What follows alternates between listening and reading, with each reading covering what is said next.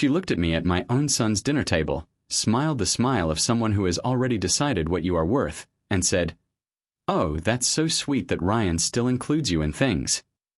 I was sitting in a chair that cost more than her car. I said nothing, and I smiled back. That was the beginning of the most entertaining 18 months of my retirement. Thank you for sticking around with me, my wonderful story family. If you're already hooked in for today's story and ready to enjoy it, click subscribe and let me know in the comments where you're watching from. Because tomorrow I will be giving you another story just as interesting as this one. And you don't want to miss it. Now let us begin.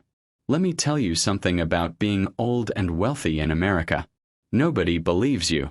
Not because you're lying, but because wealth at a certain age stops looking like what people expect it to look like. It stops being the sports car and the tailored suit and the corner office. It becomes something quieter. Something that wears flannel shirts to the grocery store and drives a 10-year-old Ford pickup because it runs fine and you see no reason to replace something that works. It becomes something that sits at the back of a restaurant and orders the second cheapest thing on the menu not because it can't afford the most expensive thing but because it genuinely doesn't need to prove anything to a waiter. I am 67 years old. My name is George.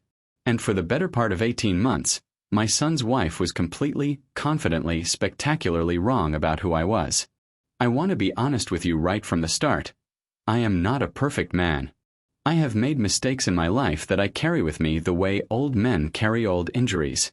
A bad knee that flares up in cold weather. A regret that surfaces at 3 a.m. when the house is quiet. I was not always present when Ryan was growing up.